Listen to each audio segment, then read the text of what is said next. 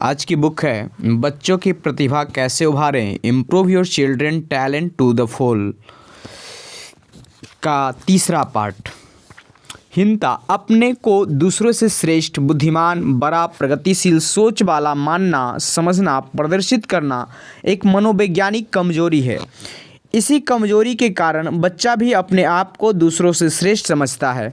जब वह अपनी तुलना दूसरों की प्रगति, सफलताओं, उपलब्धियों से करता है तो उसे अपनी लघुता का एहसास होता है। यह एहसास ही हीन भावना है। इस हीन भावना से ग्रसित होकर जहां बच्चा अंतर्मुखी होकर अपने आप को धोखा देता है, वहीं उसमें दायित्वहीनता, अपराध बोध जैसे अनेक विकार घर करने लगते हैं। प्रतिभा विकास पर हीनता की छाया से व्यक्तित्व विकास में घुन लग जाता है। वर्तमान युग भौतिकवादी युग है। भौतिक सुख सुविधाओं को जुटाने के लिए कड़ी प्रतियोगिता हो रही है। व्यक्ति अपने को देखकर, अपने स्तर को देखकर यदि संतुष्ट हो जाए तो वह प्रगति भी नहीं कर सकता। व्यक्ति दूसरों को देखकर ही अपने जीवन स्तर से उसकी तुलना करने लगता है। इस तुलना में उसके पल्ले निराशा ही हाथ आती है। यह निराशा ही उसे प्रतियोगिता में खड़े होने के लिए प्रेरित करती है। उससे प्रतिस्पर्धा की भावना आती है। वास्तव में हमारे प्रतिद्वंदी ही हमारे असली सहायक हैं, लेकिन बच्चों की सोच और बड़ों की सोच में अंतर होता है। जब बच्चा दूसरों की सफलता को देखता है और दूसरों के आगे बढ़ना चाहता है, लेकिन वह कुछ क्षेत्रों में पीछे रह जाता है। यह स्वाभाविक ही होता है कि बच्चा हर क्षेत्र में सफलता प्राप्त नहीं कर पाता। जब बच्चा यह अनुभव करता है कि वह श्रम और प्रयासों के बाद भी दूसरों के मुकाबले पिछड़ रहा है, सफलता प्राप्त नहीं कर पा रहा है, तो उसमें हीनता की भावना पनपने लगती है। यह हीनता की भावना प्रतिभा विकास में लगा हुआ ऐसा घुन है जो जीवन भर बच्चे को प्रभावित करता है। कुछ बच्चे तो विकलांगता के कारण, कुछ निर्धनता के कारण, कुछ शारीरिक कमियों के कारण अपने आप को हीन मानने लगते हैं, जबकि मनोवैज्ञानिक सोच यह है कि बच्चा अपने आप को हमेशा दूसरे से श्रेष्ठ, सुंदर, बुद्धिमान मानता है। कुछ बच्चों में जब हीन भावना घर करने लगती है तो वह अपनी इस हीनता को पचा नहीं पाते। हीनता की भावना यदि प्रेरणा बन बच्चों की हीनता दूर करने में सहायक सिद्ध हो जाए तो उसकी भविष्य सुधर सकता है, लेकिन वास्तव में ऐसा कम ही होता है। हीनता की भावना तभी बच्चों के लिए लाभदायक सिद्ध हो सकती है जब वे अपनी हीनता पर विजय पाने की चेष्टा करते हैं, परंतु ऐसे बच्चे बहुत कम होते हैं। अधिकांश बच्चे हीनता के कारण अपने आप को कमजोर, दब्बू, असहाय, गरीब समझने लगते हैं। उनमें यह भावना एक मानसिक ग्रंथि के रूप में बन जाती है। हीनता की यह भावना उसे हमेशा तनावग्रस्त बनाए रखती है। हीनता के कारण उसके संवेग तीव्र होने लगते हैं। वह बात बात में क्रोधित, उत्तेजित और अनुशासनहीन हो जाता है। आजकल के अभिभावक उसकी इस भावना को ही पीढ़ी का अंतर और जनरेशन गैप समझकर अनदेखा करते हैं। वास्तव में हीनता की यह भावना एक मनोविकार के रूप में दृढ़ होने लगती है। यह भावना प्रतिभा विकास में बाधक तो बनती ही है, साथ ही बच्चे के व्यक्तित्व पर भी भारी पड़ने लगती है, क्योंकि वह सामाजिक मान्यताओं, सामाजिक वर्जनाओं के प्रति विद्रोही भावनाएं व्यक्त करने लगता है। ऐसे व्यवहार ही उसे क्रोधी, सनकी, उदंड बना देते हैं। हीनता के कारण वह कक्षा में अन्य लड़कों के साथ भी समन्वय नहीं कर पाता। वह अपने अस्तित्व अथवा वर्चस्व के लिए समाज और पाठशाला के अनुशासन के विरुद्ध आचरण करता है। इससे जहां उसके अहम की संतुष्टि होती है, वहीं वह अपनी हीनता को नकारने का प्रयास करता है, लेकिन वह अपने प्रयासों में सफल नहीं हो पाता। जातीयहीनता के कारण एक बच्चा कक्षा के अन्य लड़कों के सामने स्वयं को हीन समझने लगा। कक्षा से पलायन करना उसकी आदत बन गई और स्कूल से भागकर सिनेमा के पोस्टर देखना, इधर उधर फिरना उसका नित्य कार्यक्रम बन गया। अन्य ऐसे ही लड़कियों के साथ रहने से उसमें धूम्रपान, जुआ आदि की आदत पड़ गई। इस प्रकार से हीनता के कारण एक अच्छे बच्चे का वर्तमान और भविष्य बेकार हो गया। अध्ययन और सूक्ष्म निरीक्षण करने के बाद ज्ञात हुआ कि वह अन्य बच्चों के सामने अपने आप को उस जाति विशेष से संबंधित नहीं बताना चाहता था, जबकि शिक्षक ने छात्रवृत्ति के क्रम में उससे जाति विशेष का होने का प्रमाण पत्र लाने के लिए कहा। ऐसे एक नहीं अनेक उदाहरण हमें अपने सामाजिक परिवेश में देखने को मिल जाते हैं। हीनता के कारण किशोर बच्चों में अपमानित होने का जो भाव पैदा होता है, उसके कारण ही उनकी प्रतिभा कुंठित होती है। रोते क्यों हो? शक्ल ही ऐसी है, रोते हुए जाओगे और मरे की खबर लाओगे। मैं तुम्हें जानता नहीं हूँ क्या? तुमने आज तक रोने के सिवा और किया क्या है? चार आदमी में तो बैठ ही नहीं सकता, दिन भर घर में घुसा रहता है। जाकर बिल में बैठ जा। दीदी की एक पत्र भी नहीं लिख सकते। तुम्हारी पढ़ाई लिखाई किस दिन काम आएगी? लेकिन क्या करें, तुम्हें आता हो तो तुम्हें कुछ कहे भी चार अक्षर शुद्ध लिख तो सकते नहीं। अगर कुछ लिख भी लिया तो तुम्हारा लिखा हुआ भगवान ही पढ़ सकता है। बच्चों की हीनता पर प्रहार करते अभिभावक के ये कर्कश शब्द सुनकर भला कौन सा बच्चा प्रेरित अथवा प्रभावित होगा? जबकि हीनताओं के कारण ऐसे शब्द हर बच्चे को अभिभावक, शिक्षकों आदि से सुनने पड़ते हैं। ऐसे शब्द सुनकर ही बच्चे अपने आप को दूसरों से छोटा, कमजोर, असहाय, बदसूरत, लल्लू आदि समझने लगते हैं। अपने किसी शारीरिक अंग को कमजोर, बदसूरत समझने की भ्रामक धारणा के कारण ही कई लड़के लड़कियों में अपने साथी दोस्तों से आंख चुराने की आदत पड़ जाती है। अपने किसी अंग की कमी का उल्लेख कोई मित्र न कर दे, इसका भय हमेशा एक तलवार की भांति उस पर लटकता रहता है। ऐसे बच्चे हीनता से ग्रसित होकर न तो अपने साथी दोस्तों के साथ खेलते हैं, न उनके बीच बैठकर कोई बात करते हैं। अपने मन में पाली हुई हीन भावनाएं ही उसे स्कूल, कक्षा और खेल के मैदान से दूर ले जाती है। शिक्षकों और मित्रों से मिलना जुलना वे बिल्कुल बंद नहीं करते।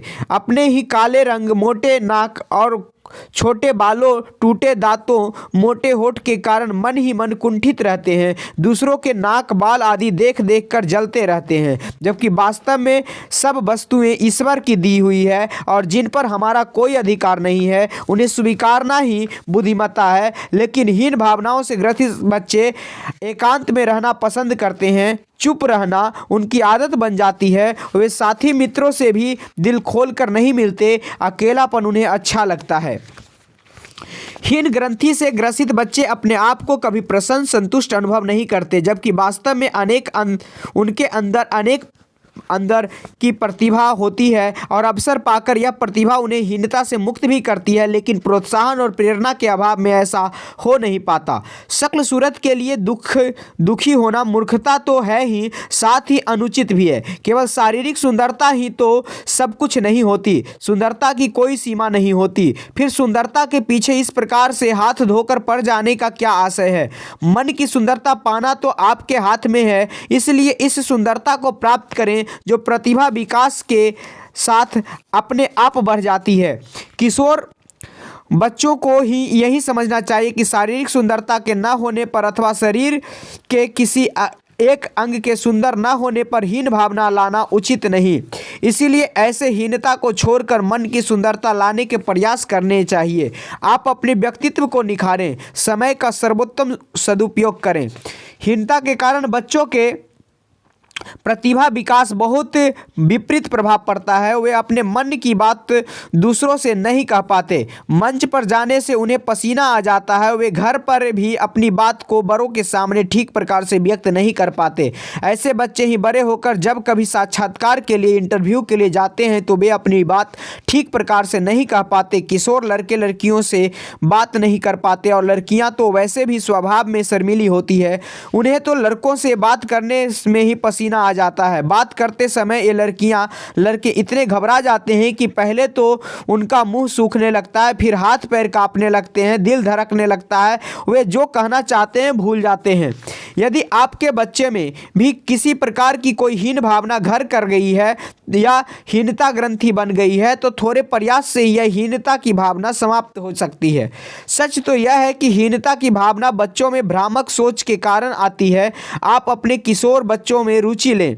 उन्हें ओढ़ी हुई इस हीनता के मुक्त कराने के लिए उन्हें आत्मविश्वास पैदा करें और उन्हें यह बात समझा दें कि उनकी सामाजिक और पारिवारिक मान प्रतिष्ठा उनके सुंदर होने से अथवा गोरे होने से नहीं, बल्कि उनकी प्रतिभा, व्यवहार और योग्यता से है। योग्यता और व्यवहार अच्छे आचरण से प्राप्त हो सकते हैं। प्रतिभा का विकास निरंतर अभ्यास से होता है और निष्ठाजन अभ्यास और कर्मठता से निरंतर सफलताएं प्राप्त होती है।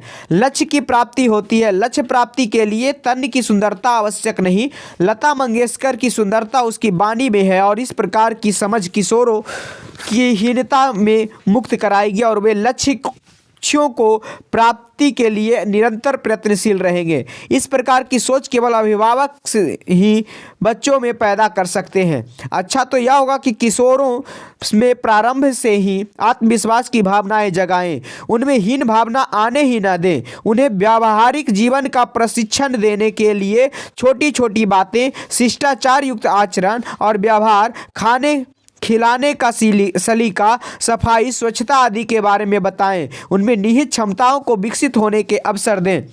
किशोर बच्चे अपने से संबंधित काम स्वयं करें, अपना बिस्तर स्वयं लगाएं, जूते संभालना, उन पर पॉलिश करना, बस्ता संभालना, विद्यालय जाने के लिए तैयार होना, विद्यालय का गृह कार्य पूरा करना, बाल संवारना, विद्यालय की यूनिफॉर्म पहनना, उतारना, संभालना आदि ऐसे कार्य हैं जो बच्चों से कराने चाहिए, जिससे जहां उन्हें इन कार्यों को करने की आदत पड़ेगी वहीं उनमें आत्मसंतोष पैदा होगा, उनका मनोबल बढ़ेगा। अभिभावकों की ये टिप्पणियां किशोरों को इसलिए अच्छी नहीं लगती क्योंकि उन्हें लगता है कि ऐसी प्रतिबद्धता उनकी हीन भावना ग्रंथि को प्रभावित कर रही है। इसलिए किशोरावस्था में बच्चे स्वयं को अधिक खुला माहौल पसंद करते हैं। अतः इससे तो अच्छा होता यदि अभिभावक बच्चे के साथ रहकर उसे काम करने के लिए प्रेरित करते। उद्देश्य यह है कि हीन भावना से ग्रसित किशोरों को जीवन में कठोर वास्तविकताओं से परिचित कराना चाहिए। ताने, व्यंग और उलाहनों से कुछ नहीं होता। किशोर बच्चों की क्षमताएं जाने और फिर इन क्षमताओं के अनुसार उन्हें क्रियात्मक सहयोग दे। यदि उनके दिल में यह धारणा घर कर गई है कि उनकी नाक चपटी है तो उनके बाल खड़े रहते हैं, दांत बड़े बड़े हैं या वह गरीब हैं, नीच जाति के हैं, तो उन्हें बताएं कि संसार में इस प्रकार की विविधताएं स्वाभाविक है, कोई भी वस्तुएं एक जैसी नहीं होती। बच्चों को यह बता दें कि अभाव कभी भी अभिशाप नहीं होता, अभावों का भी अपना सुख है। अपने जीवन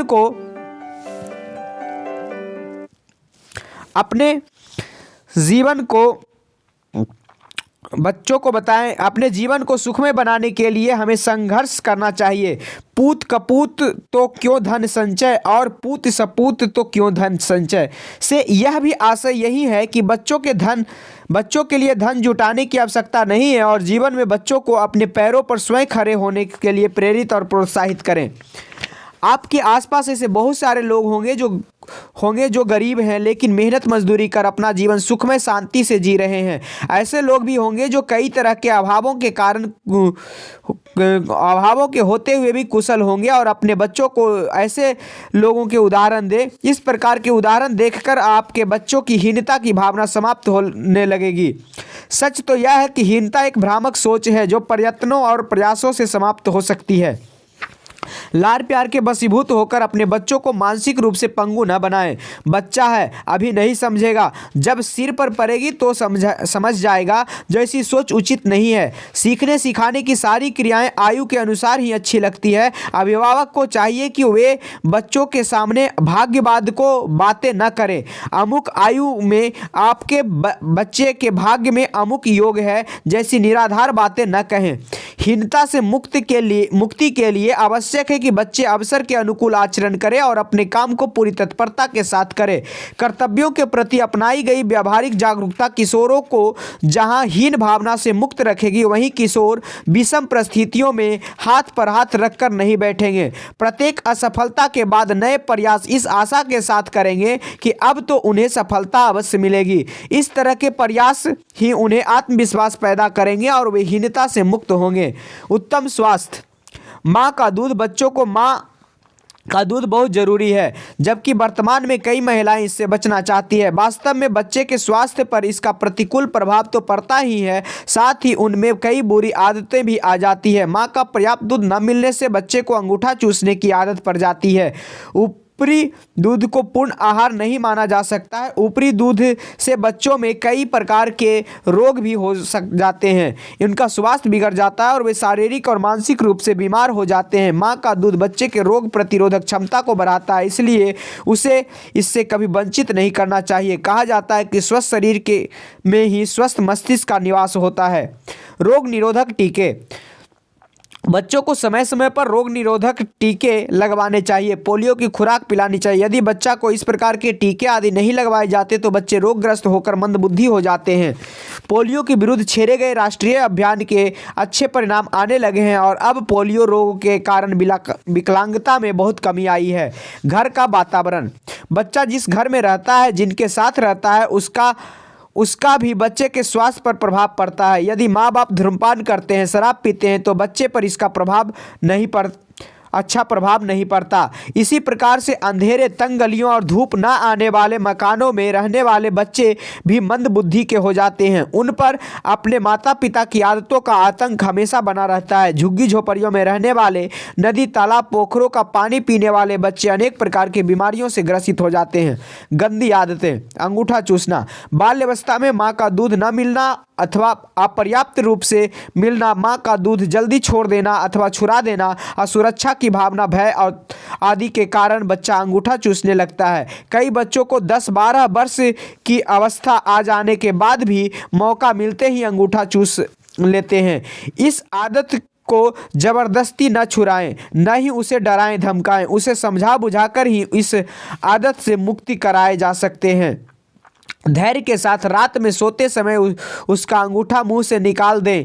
दिन में उसे हतोत्साहित करें। मुंह से नाखून काटना, मनोवैज्ञानिक इसे नारी का रोग मानते हैं, जो एक प्रकार से क्रोध का परिचायक है। ईर्ष्या आदि के कारण भी कुछ बच्चे मुंह में नाखून काटते हैं। लड़कियों भी इस रोग का शिकार शीघ्र हो जाती है। बच्चे के नाखून साफ और बहुत छोटे छोटे रखें ताकि उन्हें काटने का अवसर ही न मिले। नाखून काटने वाले बच्चे को कभी अकेला न छोड़ें। विश्वास में लेकर स्नेह सीखते होकर बच्चे को समझाएं कि यह गंदी आदत है, इसे छोड़ दे। उसे उसके ऐसे मित्रों का उदाहरण दे जो नाखून न काटते हैं। बच्चों के साथ पाकर बहुत से बच्चे इस प्रकार की आदत को अपने आप ही छोड़ देते हैं। झूठ बोलना, कुछ बच्चे तो बिना किसी विशेष कारण के ही झूठ बोलते हैं। उन्हें झूठ बोलने में जहां आत्मिक संतुष्टि मिलती है, वहीं भयवश भी झूठ बोलते हैं। वह अपनी बात को महत्व देने के लिए झूठ बोलता है, साथ ही लड़कों पर प्रभाव जमाने के लिए भी वह झूठ बोलता है। अपने बात को महत्व देने, प्रभावशाली, अनोखी और चमत्कारपूर्ण बनाने के लिए, उसे रंग देने के लिए झूठ बोलता है। बच्चों में अनुकरण करने की आदत होती है। जब वह यह देखता है कि उसके माता पिता, बड़े भाई बहन, यहाँ तक कि शिक्षक भी कभी कभी झूठ बोलते हैं तो वह भी झूठ बोलने लगता है। अपने किसी दोष अथवा गलती को छिपाने के लिए बच्चे झूठ बोलते हैं। बच्चा जब स्कूल का होमवर्क करके नहीं लाता तो झूठ बोलकर वह प्रताड़ित अथवा अपमानित होने से बच जाता है और इस प्रकार से वह झूठ के सहारे अपनी गलतियों को छिपाने का आदी हो जाता है। कुछ बच्चे अपनी माँ को मोहल्ले की खबर लाकर देते हैं। वे यह जानते हैं कि माँ को किस प्रकार की खबरें से संतुष्टि होती है, वे वैसी ही खबरें बातें ला कर सुनाते हैं। फलतः उन्हें झूठ बोलने की आदत पड़ जाती है। बच्चों को झूठ बोलने से रोकने के लिए सबसे पहले शिक्षक और अभिभावक बच्चों के सामने असत्य भाषण न करें। उनकी करनी और कथनी में भी अंतर नहीं होनी चाहिए। बच्चों को उपदेशात्मक बातें कम से कम कहें। इन उपदेशों को अपने आचरण में ढालें, इसका बच्चों पर अच्छा प्रभाव पड़ेगा। उनकी गलतियों, दोषों, कमियों को सुधारा जाए, उन्हें अपमानित अथवा प्रताड़ित न किया जाए। स्कूल का गृह कार्य करने के लिए स्वयं प्रेरित करें और अभिभावक देख लें कि उन्होंने स्कूल का काम ठीक ठाक किया अथवा नहीं, ताकि उसे झूठ बोलने का मौका ही न मिले।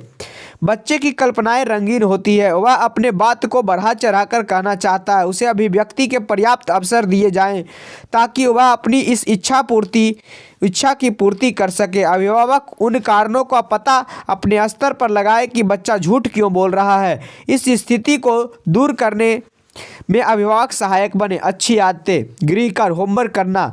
बच्चा जब स्कूल में दिए हुए गृह कार्य को कर के लाता है तो इससे उसकी पढ़ाई की निरंतरता बनी रहती है। अन्य बच्चों के समक्ष हौसला बना रहता है, अपमानित नहीं होना पड़ता है। अपने अध्यापकों से आगे बढ़ने बढ़ते रहने की प्रेरणा प्राप्त होती रहती है। कुछ बच्चे पढ़ाई में ज़्यादा ध्यान नहीं देते, वे गृह कार्य भी पूरा नहीं कर पाते, तब उन्हें अपमान का सामना करना पड़ता है और अभिभावक ऐसे बच्चों पर विशेष ध्यान दे। कुछ बच्चों का सुंदर लेखन कार्य नहीं होता है, अतः लेखन में कम रुचि होती है। ऐसे बच्चों को बराबर लिखने के प्रति प्रोत्साहित करते रहना चाहिए। आज्ञाकारी होना। कुछ बच्चे अभिभावकों की आज्ञाओं का पालन ढंग से करते हैं और अभिभावकों का मान सम्मान भी करते हैं। अभिभावकों की अच्छी बात भी उन्हें उल्टी नहीं लगती। ऐसे बच्चों के व्यक्तित्व का सम्मान करें और अपने ही दी हुई आज्ञाओं का मूल्यांकन करें। बच्चों को उनकी रुचि के प्रतिकूल कोई कार्य करने के लिए न कहें। उनकी योग्यता, क्षमता और प्रतिभा का मूल्यांकन करें। यदि बच्चा आपकी आज्ञा का पालन न करे तो जानने का प्रयास करें कि बच्चा आपकी आज्ञा का पालन क्यों नहीं करता। यदि वह भय अथवा अन्य किसी कारण से आज्ञा नहीं मानता तो कारण जाने। बच्चों में ऐसी बुरी आदतें भी पाई जाती है जो बहुत कम बच्चों में होती है, जैसे हकलाना, घबराना, नकारात्मक सोच, किसी अंग विशेष को हिलाते रहना। इस प्रकार की गंदी आदतों को अभिभावक द्वारा ली गई रुचि से बच्चों को बचाया जा सकता है और उन्हें इन आदतों का दुष्परिणाम और प्रभावों से बचाया जा सकता है। बच्चों में सामंजस्य स्थापित करने की सोच विकसित करनी चाहिए ताकि वे अपनी इन सब आदतों से मुक्ति पाने के लिए विषम परिस्थितियों में सामंजस्य स्थापित कर इन आदतों से मुक्त हो सकें। प्रतिभा और संवेग। संवेग एक ऐसी प्रक्रिया है जिसका अनुभव होते ही बालक क्रिया करने लगता है। वास्तव में ये संवेग ही बच्चों को प्रसन्न, उत्तेजित और आवेशित करते हैं। उनमें क्रोध, हर्ष, प्रसन्नता पैदा करते हैं। इनका प्रभाव उनकी प्रतिभा शक्ति पर पड़ता है। वह परिवार के सदस्यों के प्रति आसक्त होकर उनसे प्रेम करता है। परिपक्वता पाकर ये संवेग ही बच्चों को परिवार के प्रति समर्पित होने की प्रेरणा देते हैं। संवेग बच्चों के शरीर की वह जटिल अवस्था है जिसका प्रभाव उसके मनोभाव, नाड़ियों, ग्रंथियों पर उत्तेजना, अवरोध आदि के रूप में पड़ता है, प्रदर्शित होता है। सारी मांसपेशियां इन्हें प्रभावित होती है। प्रतिक्रिया स्वरूप वह उसी प्रकार का व्यवहार करने लगता है। बच्चों के साथ ही नहीं, बड़ी उम्र के व्यक्ति भी इन संवेगों से अछूते नहीं रहते। इसलिए व्यक्ति के जीवन में इन संवेगों का बड़ा महत्व है। बच्चे की अधिकांश क्रियाएं इन्हीं संवेगों पर आधारित होती है। बच्चे के संवेगात्मक व्यवहार ही उसकी प्रतिभा और व्यक्तित्व को प्रभावित करते हैं। इसलिए शिक्षकों एवं अभिभावकों को इन संवेगों की पूरी जानकारी होनी चाहिए। संवेगों की सरल व्याख्या करने के लिए इसकी शाब्दिक व्याख्या करना उचित है। संवेग अंग्रेजी शब्द इमोशन से बना है जो लैटिन भाषा इमोवियर का ही रूप है, जिसका सीधा सरल अर्थ होता है हिलाना, उत्तेजित करना, तरंगित करना। झील के शांत जल में यदि छोटे से कंकर को भी फेंक दिया जाए तो सारी की सारी जल राशि बहुत दूर दूर तक उत्तेजित हो जाएगी, तरंगित हो जाएगी। बस ऐसे ही स्थिति बच्चे के इन संवेगों के कारण होती है। जिस प्रकार से भय के कारण बच्चा कांपने लगता है, भूखा होने पर रोने लगता है, असुरक्षित होने पर व्याकुल होकर बेहाल हो जाता है, उसी प्रकार से इन संवेगों से प्रभावित होकर वह इन प्रकार की क्रियाएं करने लगता है। हमारे चेहरे के भाव बदल जाते हैं, रंग बदल जाता है, अभिव्यक्ति बदल जाती है और इसलिए संवेगों को परिभाषित करना कठिन है। संवेगों को शरीर की उत्तेजित अवस्था के रूप में प्रकट किया जा सकता है। संवेगों के संबंध में कहा जाता है कि संवेगों की अनुभूति के होते ही शारीरिक परिवर्तन होने लगते हैं। ये परिवर्तन इतने स्वाभाविक होते हैं कि संवेगों के हटने के साथ ही अपनी मूल अवस्था में आ जाते हैं। मनोवैज्ञानिक ने इन संवेगों की संख्या अपने अपने मत के अनुसार की, लेकिन यहाँ प्रतिभा विकास के परिप्रेक्ष्य में हम केवल कुछ संवेगों का अध्ययन करेंगे। वे भय, क्रोध, ईर्ष्या, प्रेम, आनंद, सुखानुभूति है। यद्यपि इसके अतिरिक्त बाल्यता, घृणा, करुणा, दुख, आश्चर्यहीनता, एकाकीपन, कामुकता, भूख, अधिकार भावना, सृष्टि करना आदि की भी संवेगों की श्रेणी में रखा जाता है, लेकिन प्रतिभा के संबंध में ये उतने महत्वपूर्ण नहीं है। भय। बच्चों में भय पनपने के अनेक कारण होते हैं। वास्तव में भय का संबंध बच्चे की आयु, समझ, विवेक आदि से होता है। 2 वर्ष का बच्चा सांप को पकड़ लेता है, जलती आग में हाथ डाल देता है। बच्चा अंधेरे में से भयभीत होता है, डॉक्टर की सुई देखकर भय खाता है, अनिष्ट की कल्पना से भयभीत होता है और भूत प्रेतों से भयभीत होता है। कल्पना का हौवा उसे भयभीत करता है और भय पैदा करने वाली वस्तुओं से भय खाता है, जैसे बादलों का गर्जना, बिजली की चमक, विकरालता आदि के कारण भय होता है। है। छोटे और किशोर बच्चों को भय से मुक्त करने के लिए उसे कभी भी अकेलापन का एहसास नहीं होना चाहिए। अकेले में वह अपने आप को असुरक्षित अनुभव करता है। छोटे बच्चों में भय का संवेग अंधकार के कारण पैदा होता है। स्वाभाविक भी है कि अंधकार में विपत्ति की आशंका बढ़ जाती है, इसलिए बच्चा अंधकार में जाने से घबराता है। अंधकार में भूत प्रेत की कल्पना, चोर के होने की आशंका उसे और भी डराती है। भय का कारण पशुओं से असुरक्षा, आत्मविश्वास की कमी आदि होता है, इसीलिए बच्चों को ऐसी बातों से बचाना चाहिए। अभिभावक को चाहिए कि वे जब भी बाजार, पार्टी, सिनेमा, किसी समारोह अथवा अन्य कारणों से बच्चों को घर में अकेला छोड़े तो उनमें असुरक्षा की भावना न पनपे। ऐसा कर आप तो चिंता पालते ही हैं, बच्चे भी भय के संवेगों को प्रभावित हुए बिना नहीं रहते। पड़ोस की एक कामकाजी महिला जब काम पर जाती है तो वह अपने 5 वर्षीय बच्चे को कमरे में बंद करके काम पर जाती है। कमरे के बाहर ताला लगा कर जाती है। बातचीत के दौरान उसने एक दिन बताया कि ऐसा कर वह बेफिक्र हो जाती है, जबकि एक अन्य महिला बोली, मैं तो बच्चों को खिला पिलाकर बाहर खेलने के लिए भेज देती हूँ। इससे बच्चों को खेलने के लिए पर्याप्त समय मिल जाता है और वे अकेले घर में शैतानी भी नहीं कर पाते। वास्तव में दोनों ही स्थितियों बच्चों के लिए भयभीत बनाती है और बच्चे संवेगों से प्रभावित हुए बिना नहीं रहते। जब भी आप बच्चों को अकेला छोड़ें तो उनके मनोवैज्ञानिक और शारीरिक आवश्यकताओं का ध्यान रखें। जब भी आप बच्चों को अकेला छोड़ें तो उन्हें पूर्ण सुरक्षा का आश्वासन देकर संतुष्ट करें। आपकी अनुपस्थिति में बच्चे अपने आप को अकेला हीन, असुरक्षित अनुभव न करें। इसके लिए आप पड़ोसी, नौकर अथवा अन्य किसी शुभचिंतक से अवश्य कर जाएं। यदि आप 4 घंटे के लिए बाहर जा रहे हैं अथवा काम पर जा रहे हैं तो बच्चे के दूध, नाश्ते आदि का उचित प्रबंध करके जाएं। अपने इस प्रबंधन की जानकारी बच्चों को भी दें। इस बीच यदि बच्चा खेलना चाहे, पढ़ना चाहे अथवा सोना चाहे तो ऐसी व्यवस्था करके जाएं।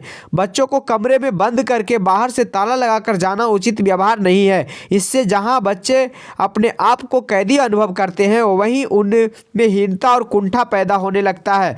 उनका व्यक्तित्व और प्रतिभा अनेक प्रकार से कुंठित होती है। उन्हें भीरुता आ जाएगी, आत्मविश्वास की कमी होने लगेगी और धीरे धीरे बच्चे में उत्साह, उमंग और सृजन के सारे स्रोत सूखने लगेंगे।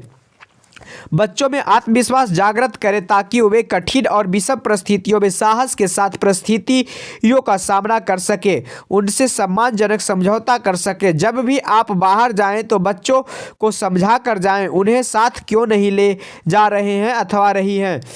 बच्चों को बहाने बनाकर, झूठ बोलकर कभी ना जाएं, यह घातक सिद्ध हो सकता है। मैं डॉक्टर के पास सुई लगवाने जा रही हूँ कहकर आप नहीं समझते कि इसका बच्चे के कोमल मस्तिष्क पर क्या प्रभाव पड़ता है। झूठ बोलकर जब आप बच्चों से कुछ छिपाना चाहते हैं तो बच्चे सच को सामने पाकर आप पर विश्वास करना छोड़ देंगे।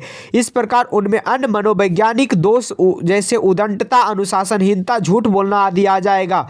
बच्चों का मस्तिष्क बड़ा क्रियाशील होता है, उनमें तर्क शक्ति बड़ी विलक्षण होती है। बच्चों में वास्तविकता को छिपाना कठिन होता है, इसलिए आप बच्चों को विश्वास में लेकर उन्हें पूरी बात बताएं और उनके सहयोग की अपेक्षा करें। इस प्रकार का लिया गया सहयोग बच्चे को परिवार का उपयोगी घटक बनाएगा और वह घर में अकेला रहकर भी प्रसन्न होगा। आप जब भी बच्चों को अकेला घर में छोड़ें तो उनके लिए कुछ न कुछ काम करने के लिए अवश्य कह जाएं। वे कार्य सरल, उनकी रुचि के अनुसार और उपयोगी होने चाहिए कि उन्हें करने में उन्हें मानसिक संतुष्टि मिले एवं आनंद और प्रसन्नता का अनुभव हो। बागवानी, पौधों को पानी देना, लेखन, गृह सज्जा, सफाई आदि ऐसे कार्य हैं जिन्हें आप बच्चों को व्यस्त कर सकते हैं। यदि आप बच्चों को व्यस्त किए बिना उन्हें अकेला घर में छोड़ देते हैं तो खाली दिमाग शैतान का घर होता है। वे इस समय में अवश्य ही ऐसे काम करेंगे जो रचनात्मकता न होकर ध्वंसात्मक होंगे। ऐसे में बच्चों आपस में लड़ेंगे, तोड़फोड़ करेंगे, यहाँ तक कि जिज्ञासावश वे अच्छी भली वस्तुओं को भी बिगाड़ देंगे। उद्देश्य यह है कि बच्चा इस समय में बोर ना हो और ना ही उसमें खीजे, उबे और अरुचि पैदा हो। क्रोध। अन्याय के प्रति प्रतिरोध की चेष्टा, थक जाने के बाद भी कार्य के लिए कहना, शारीरिक क्षमता अथवा योग्यता न होते हुए भी बच्चों को किसी काम के लिए कहना, उनकी रुचियों के प्रतिकूल आज्ञाएं देना, किसी लक्ष्य के प्रति बाधा पैदा होना अथवा असफलता प्राप्त होना आदि ऐसे व्यवहार हैं जिससे बच्चों में क्रोध का संवेग पैदा होता है। छोटे बच्चे अपने इस संवेग को कई रूपों में प्रकट करते हैं, कुछ चिल्लाकर, कुछ सिर पीटकर, कुछ दांत पीसकर, यहाँ तक कि कुछ धरती पर लेटकर अपना मचलना प्रकट करते हैं और वे तब तक कोई समझौता नहीं करते जब तक उनकी इच्छा की पूर्ति नहीं हो जाती। क्रोध और विवेक एक दूसरे के प्रतिद्वंदी होते हैं। क्रोध में हमेशा हानि बच्चों की होती है। सामाजिक जीवन में भी हम यह देखते हैं कि क्रोध के कारण व्यक्ति को हानि ही उठानी पड़ती है।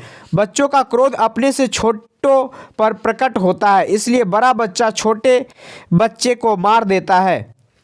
बच्चों के इस से संवेग को हतोत्साहित करने के लिए उसके कामों में बाधा न डालें। उनके मनोवैज्ञानिक और शारीरिक आवश्यकताओं का समुचित ध्यान रखें। बच्चों को बिना कारण के दंड न दें, उससे वे परिवार और आपके प्रति विद्रोही बन जाते हैं और घर से पलायन कर जाते हैं। शारीरिक और प्रतिभा संबंधी योग्यताओं का मूल्यांकन करके ही उसे काम करने के लिए दें।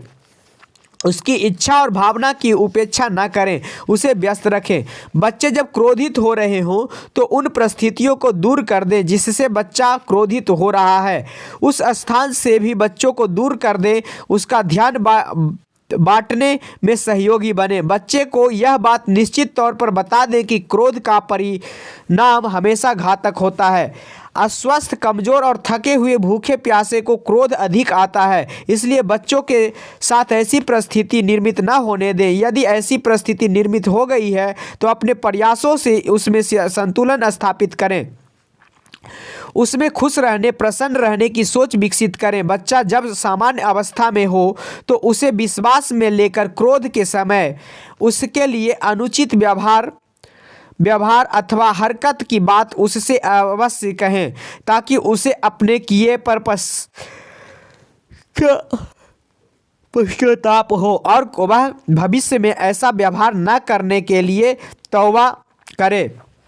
क्रोध का दमन नहीं किया जा सकता, लेकिन इसका रुख मोड़ा जा सकता है। अतः बच्चों के व्यक्तित्व और प्रतिभा पर भारी इस संवेग का मनोविज्ञान तरीका से शमन करना चाहिए। ईर्ष्या बच्चों में पाया जाने वाला यह दूसरा मुख्य संवेग है, जो क्रोध का ही दूसरा रूप है। जब बच्चों की आशाओं के प्रतिकूल उसे व्यवहार मिलता है तो वह उन लोगों से ईर्ष्या करने लगता है जिनके कारण उसे यथेष्ट मान सम्मान अथवा प्रतिष्ठा प्राप्त नहीं होती। कई बार कक्षा में कुछ बच्चों के साथ कुछ खास किस्म का व्यवहार होता है। दूसरे बच्चे इस भेदभाव को सहन नहीं कर पाते और वे उनके प्रति ईर्ष्या करने लगते हैं। ईर्ष्या के विभिन्न कारण हो सकते हैं, लेकिन मुख्य रूप से ईर्ष्या का कारण अपने आप को श्रेष्ठ और दूसरे से भिन्न और विशिष्ट समझना ही है। बच्चों में ईर्ष्या का कारण यह भी होता है कि उन्हें भय रहता है कि वे कहीं अपने अभिभावकों के स्नेह से वंचित न रह जाएं। जब भी परिवार में कोई नया बच्चा जन्म लेता है तो बच्चों में शीघ्र ही यह भावना घर करने लगती है कि अब उसके अभिभावक उसे कुछ कम महत्व देंगे। यह भय जब वास्तविकता और सच्चाई के रूप में सामने आने लगता है तो बच्चा अपनी नई बहन अथवा भाई से ईर्ष्या करने लगता है। उसके सम्मान और अहम को चोट लगती है। इस प्रकार से ईर्ष्या का संबंध परिचय क्षेत्र के अन्य लोगों से होता है। यह संवेग बच्चे बच्चियों के समान रूप से पाया जाता है। बच्चा अपने भाई या बहन के प्रति द्वेष भाव रखने लगता है, वह उसकी चुगली कर प्रसन्न होता है। ईर्ष्या के बढ़ जाने पर बच्चों में हिंसक भाव आ जाता है और उनमें बदला लेने की भावना आ जाती है। ईर्ष्या से बच्चों को बचाने की जरूरी है कि बच्चों को पूरा स्नेह, संरक्षण और विश्वास दिया जाए। बच्चों की योग्यता, प्रतिभा को पूरा सम्मान दिया जाए और उसकी समय समय पर प्रशंसा की जाए। परिवार में सभी सदस्यों के साथ समान आदर का व्यवहार किया जाए। बच्चों की हर इच्छा पूरी न की जाए और उन्हें अभाव में रहने की आदत डाल ली जाए। बच्चों का जेब खर्च दूसरे बच्चों पर खर्च न किए जाएं। इसी प्रकार से एक बच्चे की किताबें कपड़े, वस्तुएं, खिलौने आदि दूसरे को उपयोग करने के लिए न दिए जाएं। उन्हें किसी बात के लिए चिढ़ाया न जाए और न ही दूसरों के साथ उनकी तुलना की जाए। प्रेम। प्रत्येक व्यक्ति अपने जीवन में अनेक अवस्थाओं से गुजरता है। जब व्यक्ति किसी से प्रेम करता है या अपने को किसी के प्रति आसक्त अनुभव करता है तो उसमें उसे आनंद की अनुभूति होती है। प्रेम जीवन को रसमय बनाता है। मानव जीवन के सभी सुखों में प्रेम सबसे उत्तम और श्रेष्ठ है। शैशव काल से ही बच्चा प्रेम का दर्शन करता है और इस अवस्था में वह अपने से प्रेम करता है, लेकिन बड़ा होने पर यह प्रेम का संवेग उसे दूसरों के प्रेम करने के लिए प्रेरित करता है। घर के बाहर ही इस संवेग की वृद्धि होती है। प्रेम बस ही बच्चा अपने स्नेह पात्र को चूमता है, पुचकारता है और उसके पास बैठता है, उसे देखता है। अपने से बड़ों के प्रति वह अपने स्नेह को उसका मान सम्मान कर प्रकट करता है। इस संवेग की गंभीरता से लेना चाहिए और बच्चों की इस प्रवृत्ति को उचित संरक्षण देना चाहिए। उसे देश प्रेम, प्रकृति प्रेम, ईश्वर प्रेम जैसे भावनाओं से परिचित कराना चाहिए। प्रेम के माध्यम से ही जीवन के प्रति सकारात्मक भाव विकसित करना चाहिए। उनमें सभी अच्छी आदतों के विकास के लिए प्रयत्न करने चाहिए। प्रेम के माध्यम से सृजनात्मक वृत्तियों को मौलिक दिशा देने के लिए बच्चों को उत्साहित करना चाहिए। उम्र के साथ साथ किशोरों में विपरीत सेक्स के प्रति आकर्षण पैदा होता है और यह आकर्षक ही है दैहिक प्रेम के रूप में प्रदर्शित होने लगता है। ऐसे व्यवहार के प्रति बच्चों को सावधान रहने के लिए सतर्क करना चाहिए ताकि वे उम्र के आकर्षण के प्रेम भावना में अंतर कर सके। आनंद और सुख। प्रत्येक व्यक्ति सदा आनंदित और सुखी रहना चाहता है। सुख और आनंद संवेग की अभिव्यक्ति हंसकर मुस्कुराकर होती है। बच्चा जब कोई भौतिक वस्तु प्राप्त कर लेता है और जीवन के किसी क्षेत्र में सफलता प्राप्त कर लेता है तो उसे खुशी का आनंद की अनुभूति होती है। बच्चों को सदैव प्रसन्न और आनंद की अनुभूति से परिचय कराते रहना चाहिए। बचपन से ही उसे खुश रहने और प्रसन्न रहने के लिए प्रेरित करें। उसे तरह तरह के चुटकुले, कहानियां आदि सुनाकर आनंद की अनुभूति कराते रहना चाहिए। चूंकि ये संवेग बच्चों की प्रतिभा विकास में सहायक सिद्ध होते हैं और उनका उसके वर्तमान और भविष्य पर गहरा प्रभाव पड़ता है, इसलिए उनकी विशेषताओं से भी परिचय होना चाहिए। संवेगों का प्रभाव क्षणिक होता है। आयु वृद्धि के साथ उनमें अस्थायित्व आता है। बच्चों के संवेगों में उग्रता पाई जाती है। बाद में उम्र के साथ साथ यह उग्रता कम होने लगती है। शारीरिक अभिव्यक्तियां संवेग शारीरिक क्रियाओं में व्यक्त होते हैं। हाथ पैर मारना, रोना, चिल्लाना आदि परिवर्तनशीलता। बच्चा कभी रोता है तो शीघ्र ही हंसने लगता है। व्यवहार जन लक्षण। कुछ संवेगों के लक्षण उनका व्यवहार ही है, जैसे अंगूठा चूसना, नाखून काटना, द्वीप स्वप्न देखना। व्यक्तिगत भिन्नता। क्रोध में आकर कुछ बच्चे चीखते चिल्लाते हैं, कुछ रूठ जाते हैं, कुछ मुंह छिपाकर लेट जाते हैं। संवेग थोड़ी थोड़ी देर बाद भी प्रकट होते हैं। कुछ देर तक कोई बात भूल जाने के बाद पुनः वह बात याद आने पर बच्चा उस प्रकार का व्यवहार करने लगता है। संवेगों को छिपाया नहीं जा सकता है, वे किसी न किसी रूप में प्रकट हो ही जाते हैं। क्रोध अगर मन में व्यक्त नहीं होगा तो वह आंखों में भी प्रकट हो जाएगा। बच्चों की प्रतिभा विकास पर संवेगों का जो मनोवैज्ञानिक प्रभाव पड़ता है वह उसके पूर्ण परिपक्व हो जाने के बाद भी किसी न किसी रूप में प्रकट होता जाता है। इसीलिए अभिभावक इस बात से पूर्ण संतुष्ट हो लें कि बच्चों के संवेगों को समनकारी प्रभाव से दिशा दी जाए, उनका दमन न किया जाए। जवाब दें बच्चे की क्यों का। बच्चा यदि कोई भी प्रश्न करे तो उसे उदाहरण देकर समझाएं। आवश्यकता पड़ने पर उसे करके दिखाएं। कई बार बच्चे ऐसा प्रश्न करते हैं जो बड़े अटपटे होते हैं। ऐसे प्रश्नों का जवाब देने के लिए माता पिता को विशेष रूप से तत्पर रहना चाहिए, क्योंकि यदि बच्चा ऐसे प्रश्नों का जवाब नहीं पाएगा तो उसका मन अशांत रहेगा। मन के अशांत रहने पर बच्चे का वह विकास नहीं हो सकता है जो होना चाहिए। अतः बच्चे के किसी भी प्रश्न का अनसुना न करें। बच्चा जब इस पृथ्वी पर आता है तभी से उसके मन में ढेर सारी बातें आने लगती है। वह ठीक से बोल भी नहीं पाता है। तब भी तोतली भाषा में कुछ न कुछ प्रश्न अपनी माँ से पूछता रहता है। कई बार माताएं अपने बच्चों के क्यों और कैसे अर्थात उसके द्वारा पूछे गए सवालों का जवाब नहीं देती। वह बच्चे के सवालों को अनसुना कर देती है तथा अपने कामों में व्यस्त हो जाती है। मनोवैज्ञानिक के अनुसार बच्चे की क्यों में ही उसकी जिज्ञासाएं निहित रहती है। इसीलिए उसकी जिज्ञासा शांत करने के लिए माँ को उसकी क्यों का जवाब जरूर देना चाहिए। बच्चे जैसे जैसे बड़े होने लगते हैं वैसे वैसे उनके प्रश्नों की संख्या भी बढ़ती जाती है। माँ यदि यह सोच के कि बच्चा बड़ा होने पर अपने आप इन प्रश्नों का समाधान कर लेगा तो यह उसकी बहुत बड़ी गलती है। बच्चे के प्रश्नों का समाधान नहीं होने पर बच्चा कुंठित एवं अंतर्मुखी हो जाता है तथा इस कुंठा से उसका पूरा व्यक्तित्व प्रभावित हो सकता है। आज की आपाधापी की ज़िंदगी में कई बार अभिभावकों के पास समय नहीं होता। माता और पिता दोनों नौकरी करते हैं। वे सुबह जल्दी उठकर काम पर चले जाते हैं और शाम को घर लौटने पर थके होने के कारण बच्चे पर उतना ध्यान नहीं दे पाते जितना उन्हें देना चाहिए। ऐसी स्थिति में बच्चे के मन में प्रश्न मन ही रह जाते हैं और बच्चा वह जानकारी नहीं प्राप्त कर पाता जिसे वह पाना चाहता है। आज के भौतिकवादी और आपाधापी के युग में माता पिता और परिवार के अन्य सदस्य विलासिता की चीज़ें जल्दी से जल्दी जुटा लेना चाहते हैं। वे यह सोचते हैं कि ये चीज़ें ही हमारे बच्चे के काम आएगी। उनका ऐसा सोचना गलत है क्योंकि ऐसी चीज़ें से भौतिक सुख की प्राप्ति तो हो सकती है लेकिन आंतरिक सुख की नहीं। बच्चे पर परिवार में होने वाले सभी क्रियाओं का प्रभाव पड़ता है। बच्चे की प्रतिभा का विकास तभी हो सकता है जब उसके आसपास का माहौल स्वस्थ, सुंदर और आत्मिक विकास करने वाला हो। भौतिकता की चकाचौंध में बच्चा वह सुख प्राप्त नहीं कर सकता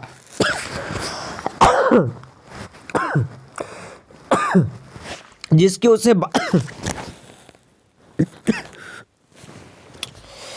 उसे वास्तव में ज़रूरत होती है। बच्चे को अपने मन में उठने वाली यह प्रश्न का जवाब चाहिए। आज स्कूलों का वातावरण भी बच्चे का पूर्ण रूप से विकास नहीं कर पा रहे हैं और ना ही बच्चे के मन में उठने वाले प्रत्येक बात का जवाब दे पा रहे हैं। स्कूलों में एक निश्चित पाठ्यक्रम को पूरा करा दिया जाता है लेकिन उन पाठ्यक्रमों के साथ साथ बच्चा और भी बहुत कुछ जानना चाहता है। इसलिए यह आवश्यक है कि बच्चे के क्या, क्यों और कैसे का जवाब अध्यापक गण अवश्य दें, तभी उसके संपूर्ण व्यक्तित्व और प्रतिभा का विकास हो सकता है। कुछ समय पहले तक संयुक्त परिवार का वातावरण बच्चे के प्रतिभा विकास में बहुत सहायक था लेकिन आज के एकल परिवार में बच्चे के संपूर्ण व्यक्तित्व को बहुत ज़्यादा प्रभावित किया है। परिवार के सदस्यों की संख्या ज़्यादा होने पर बच्चा कहीं न कहीं से अपने प्रश्नों का जवाब पा जाता था। बच्चे को अपने प्रश्नों का जवाब मिलने से उसकी मानसिकता प्रक्रियाओं पर अच्छा असर पड़ता है। बच्चे को एक प्रश्न का जवाब मिल जाने पर वह दूसरी जिज्ञासा जताता है। इस प्रकार जहां उसका ज्ञान वर्धन होता है वहीं उसका मस्तिष्क का विकास भी होता है। बच्चा परिवार, स्कूल, पास पड़ोस तथा अपने साथियों से बहुत कुछ सीखता है। इस सीखने की प्रक्रिया में वह जाने अनजाने सही और गलत बहुत कुछ सीख जाता है। अतः माता पिता को बच्चे की प्रतिभा विकास के जरूरी है कि वह विकासात्मक अवस्था में यह जरूर देखे कि बच्चा क्या सीख रहा है, उसकी रुचि क्या है तथा वह किस ओर जाना चाहता है। उसके प्रश्नों को टाले नहीं तथा उचित मार्गदर्शन करें। बच्चा यदि कोई भी प्रश्न करे तो उसे उदाहरण देकर समझाएं, आवश्यकता पड़ने पर उसे करके दिखाएं। कई बार बच्चे ऐसा प्रश्न करते हैं जो बड़े अटपटे होते हैं। ऐसे प्रश्नों का जवाब देने के लिए माता पिता की विशेष रूप से तत्पर रहना चाहिए क्योंकि यदि बच्चा ऐसे प्रश्नों का जवाब नहीं पाएगा तो उसका मन अशांत रहेगा। मन के अशांत रहने पर बच्चे का वह विकास नहीं हो सकता जो होना चाहिए। अतः बच्चे के किसी भी प्रश्न को अनसुना न करें। इस प्रकार से यह आपका तीसरा पार्ट था। चौथे पार्ट में हम लोग व्यवहार संबंधी समस्याएं और उसे बदलने की कोशिश करेंगे। गुड लक, फिर मिलेंगे अगले पार्ट में।